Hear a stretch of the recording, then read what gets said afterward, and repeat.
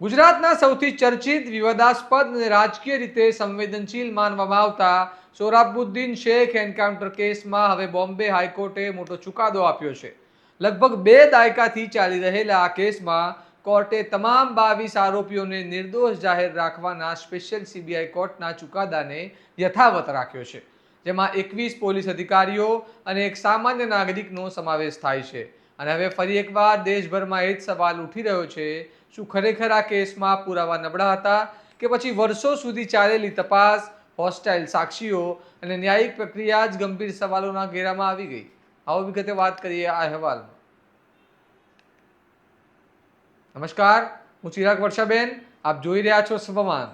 વર્ષ 2005માં સોહરાબુદ્દીન શેખ કથિત fake encounter કેસે સમગ્ર દેશની રાજનીતિ અને કાનૂની વ્યવસ્થામાં ભારે ચર્ચા જગાવી હતી. બાદમાં તેમની પત્ની કૌસરબી અને સહયોગી તુલસીરામ પ્રજાપતિના મોતને પણ આ કેસ સાથે જોડવામાં આવ્યા હતા. સીબીઆઈએ આરોપ મૂક્યો હતો કે ગુજરાત અને રાજસ્થાન પોલીસના કેટલાક અધિકારીઓએ મળીને આ સમગ્ર એન્કાઉન્ટર કાવતરાપૂર્વક ગોઠવ્યું હતું. આ કેસ એટલો ચર્ચામાં રહ્યો કે વર્ષો સુધી દેશની રાજનીતિમાં તેનો ઉલ્લેખ થતો રહ્યો. અનેક મોટા આઈપીએસ અધિકારીઓના નામ સામે આવ્યા, રાજકીય આક્ષેપો થયા અને આખો મામલો સુપ્રીમ કોર્ટ સુધી પહોંચ્યો હતો.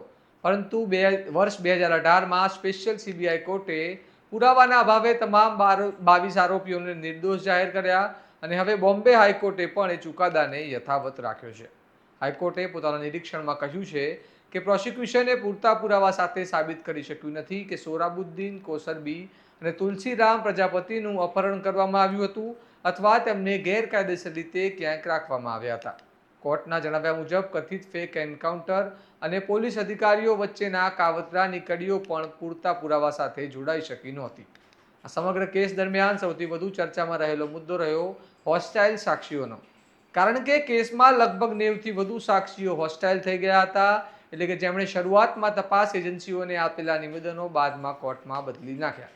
અને કાનૂની વિશ્લેષકોનું માનવું છે કે આ કારણથી આખો કેસ ખૂબ નબળો પડી ગયો હતો. મહત્વની વાત એ પણ છે કે વર્ષ 2025માં સીબીઆઈએ હાઈકોર્ટમાં સ્પષ્ટ કર્યું હતું કે તે વર્ષ 2018ના ચુકાદાને પડકારશે નહીં. એટલે હવે બોમ્બે હાઈકોર્ટના નિર્ણય બાદ સમગ્ર કેસમાં આરોપીઓ માટે કાનૂની રીતે મોટી રાહત માનવામાં આવી રહી છે.